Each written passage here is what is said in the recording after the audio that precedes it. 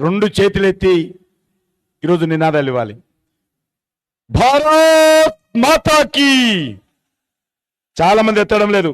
భారత్ మాతాకి, భారత్ మాతాకి, భారతీయ జనతా పార్టీ, నరేంద్ర మోడీ గారి నాయకత్వం. జై శ్రీరామ్, జై శ్రీరామ్.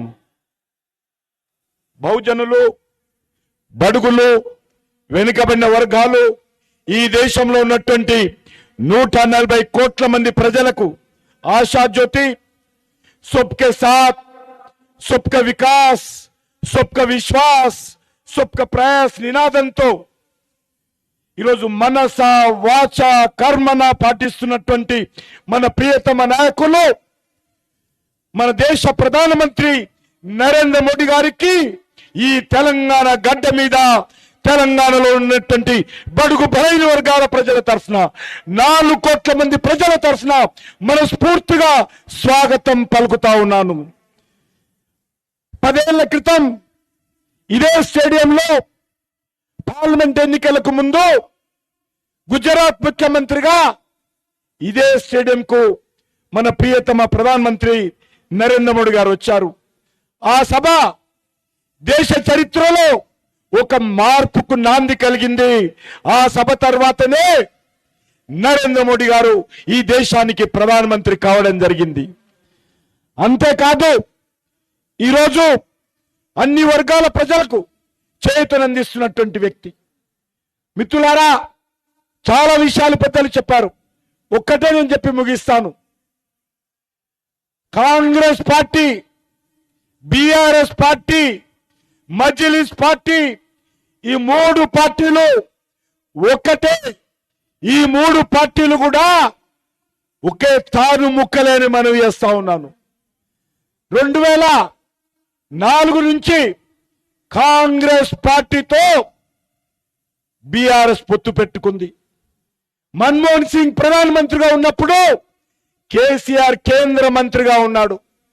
ఇక్కడ రాష్ట్ర ప్రభుత్వంలో టిఆర్ఎస్ మంత్రులు ఉన్నారు. 2014లో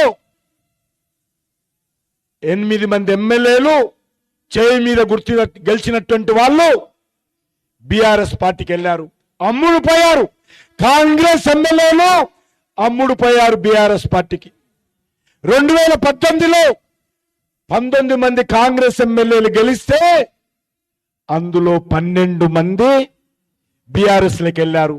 చేయి గుర్తు మీద గెలిచినటువంటి వాళ్ళు ఈ రోజు కూడా వాళ్ళు మంత్రులుగా ఉన్నారు.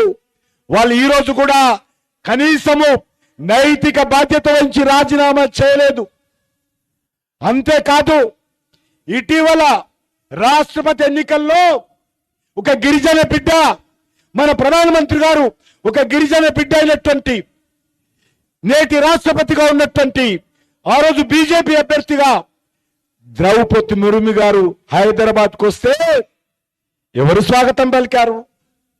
ఆ రోజు ఎవరు రాలే, భారతీయ జనతా పార్టీ తప్ప.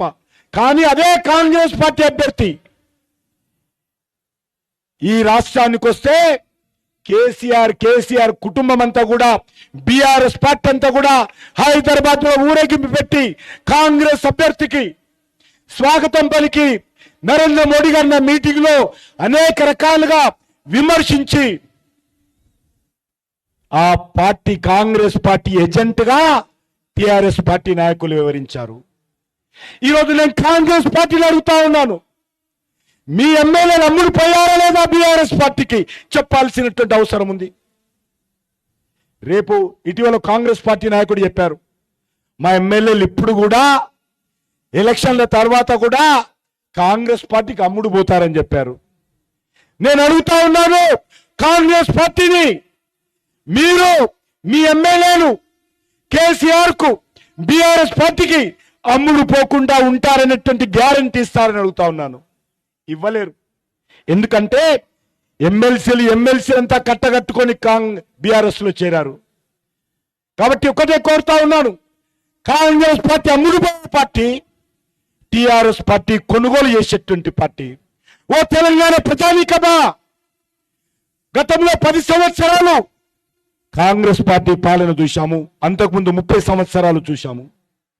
ఇప్పుడు 10 సంవత్సరాలుగా బీఆర్ఎస్ పాలన చూస్తా ఉన్నాము. ఈ రెండు పార్టీలు కూడా కుటుంబ పార్టీలే, అవినీతి పార్టీలే, ప్రజలను దోపిడీ చేసేటువంటి పార్టీలే, కుంభకోణాల పార్టీలే, నియంత్రిత పార్టీలే. ఈ రెండు పార్టీలు కూడా ఒకే తానుముక్కలు. ఈ రెండు పార్టీల యొక్క డిఎన్ఏ ఒకటే, బొమ్మ బొరుసు లాంటి పార్టీలు. కాబట్టి ప్రజలారా, ఈ తెలంగాణలో మార్పు రావాలంటే నరేంద్ర మోడీ గారి నాయకత్వంలో కాషాయ జెండా మాత్రమే తెలంగాణలో మార్పు తెస్తుంది తప్ప కాంగ్రెస్ పార్టీ ద్వారా మార్పు రాదు. దున్నపోతులు తినేటోళ్ళు పోయి ఏనుగులు తినేవాళ్ళు వస్తారు. పెన్నం మీద నుంచి పొయ్యిలో పడకూడదు. కాబట్టి ఈ రెండు పార్టీలు కూడా మజ్లిస్ పార్టీ యొక్క మోచేతి నీళ్లు తాగే వాళ్ళే. మజ్లిస్ పార్టీని పెంచి పోషించేది ఈ రెండు పార్టీలే. కాబట్టి సోదరులారా, ఈ తెలంగాణలో మార్పు ఒక్క భారతీయ జనతా పార్టీ ద్వారానే సాధ్యం. తెలంగాణ అమరవీరుల ఆకాంక్షలు భారతీయ జనతా పార్టీ ద్వారానే సాధ్యము. తెలంగాణ ప్రజల యొక్క ఏదైతే తెలంగాణ రాష్ట్ర సాధన కోసం పోరాటం చేశారో అది భారతీయ జనతా పార్టీ ద్వారానే వాళ్ళ ఆకాంక్షలు నెరవేరుతాయి.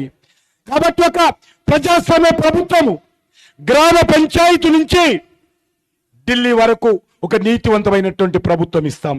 అంతేకాదు, ఈ రాష్ట్రంలో స్వాతంత్రం వచ్చిన తర్వాత మొదటిసారి భారతీయ జనతా పార్టీ ద్వారా ఒక బీసీ ముఖ్యమంత్రి రాబోతున్నాడని మనం చేస్తున్నాను. బీసీ ముఖ్యమంత్రి రాబోతున్నాడు. ఖచ్చితంగా ఈ రాష్ట్రంలో భారతీయ జనతా పార్టీ అన్ని రకాలుగా ప్రజలకు సేవ చేస్తుంది. కాబట్టి ప్రజలను కలిసే ముఖ్యమంత్రి ఉంటాడు, నీతివంతమైన ముఖ్యమంత్రి ఉంటాడు, ప్రజాస్వామ్య పద్ధతిగా పనిచేసే ముఖ్యమంత్రి వస్తాడు. ఆ రకమైనటువంటి ప్రభుత్వం ఇస్తామని చెప్పి కోరుకుంటూ, తెలంగాణ ప్రజలారా ఆలోచించి భారతీయ జనతా పార్టీని ఆశీర్వదించండి, నరేంద్ర మోడీ గారిని ఆశీర్వదించని చెప్పి కోరుకుంటూ సెలవు తీసుకుంటున్నాను. భారత్ మాతాకి.